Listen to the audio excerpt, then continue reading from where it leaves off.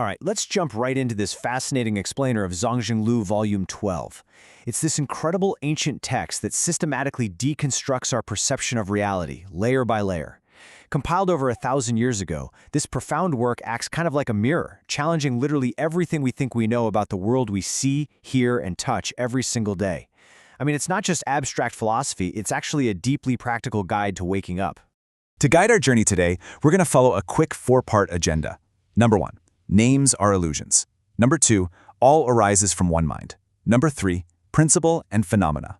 And finally, number 4, ordinary and Buddha are one. Let's get into it. So, right off the bat, the source text hits us with this huge, provocative question.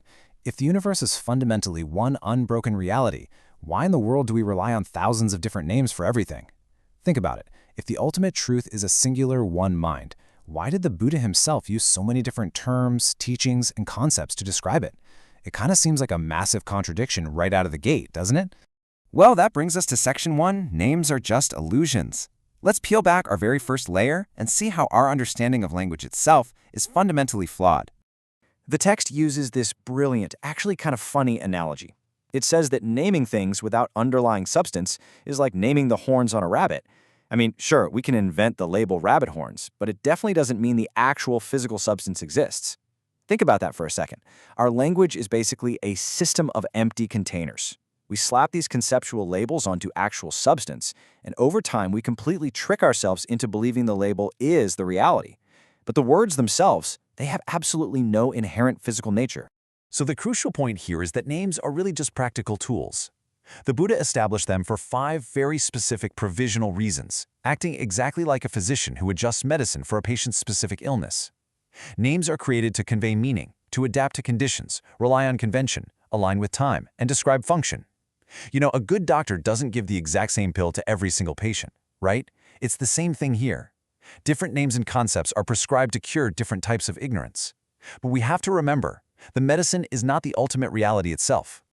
Consider the metaphor of gold for a minute. Whether it's unshaped raw gold or it's been forged into a beautiful wrought ring or a bracelet, the underlying essence hasn't changed one bit, even though the labels are completely different. We see a ring and we call it a ring. We see a bracelet and we call it a bracelet. We get completely caught up in the shape and the name, totally forgetting that we are literally just looking at gold. The names change, the functions change, but that fundamental substance remains perfectly untouched. So if all these distinct names and physical forms are just temporary shapes, we really have to ask, what is the fundamental gold of our universe? Let's move to Section 2, All arises from one mind. The text defines the shared universal essence as the one mind. It's this profound state where all distinct boundaries just melt away into a single truth. And to be clear, this isn't the chattering, anxious mind you use to worry about your grocery list or your emails. This is the ultimate, motionless, and empty reality. It is the blank, infinite canvas from which every single physical object, every thought, and every conceptual label originates. It is the raw gold of existence. There's this fantastic quote that perfectly captures the core logic here. It says, "Mind can create names for all dharmas. If there is no mind, then there are no names." By dharmas, they mean all phenomena or things in existence. It basically means the human mind is the silent, invisible author of every single label we desperately cling to. Without the conceptualizing activity of our consciousness, the universe doesn't have big or small, good or bad. Everything just exists in a state of pure, unnamed reality. We are the ones painting the boundaries onto the world. Now that we've got a handle on the concept of the one mind, let's explore Section 3, Principle and Phenomena Unobstructed. We need to see how this actually interacts with our messy, day-to-day physical world. To keep this grounded and prevent us from getting totally lost in abstract philosophy, we can contrast principle, which is the absolute truth, kind of like pure water, with phenomena, which is our worldly reality, like the crashing waves. Principle is the ultimate emptiness. It's the wetness that makes water what it is. Phenomena are the physical things we interact with, the motion, the forms, the waves themselves. We so often think of emptiness and physical form as total opposites, but this text is challenging us to see them as two sides of the exact same coin. And this dynamic means the entire vastness of the mind is perfectly contained within a single, fleeting moment of reality, completely without obstructing each other. As the text states, it's like the entire vast ocean within a single wave. The ocean is not small, and the wave is not large. It's such a mind-bending concept. A single tiny wave isn't somehow separate from the ocean, it is 100% water. Therefore, the absolute totality of the ocean's nature is fully present in that one tiny ripple. The infinite is perfectly packed right into the microscopic. Form and emptiness are actually engaged in this endless, flawless dance. First, they mutually permeate, completely soaking into each other. Then, they mutually form one another. Without the water, there is no wave, and without the wave, the water's dynamic nature is hidden. Next, they conceal and reveal each other. Sometimes the loud crashing of the wave totally conceals the reality that it's just water. But ultimately, they are completely identical. You absolutely cannot have one without the other. And that brings us to the final, and honestly probably the most empowering layer of our journey today. Section 4, Ordinary and Buddha are one. Let's apply all this logic directly to ourselves. The fundamental mind of a fully awakened Buddha and a confused sentient being caught up in worldly labels is exactly the same. We tend to put enlightened beings on this impossibly high pedestal, thinking they must be made of completely different stuff than we are.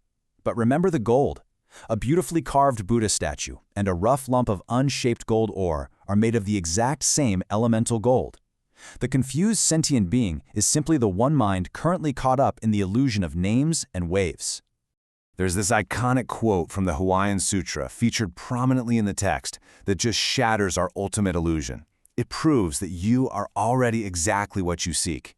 It says, "Mind, Buddha, and sentient beings, these three are without distinction."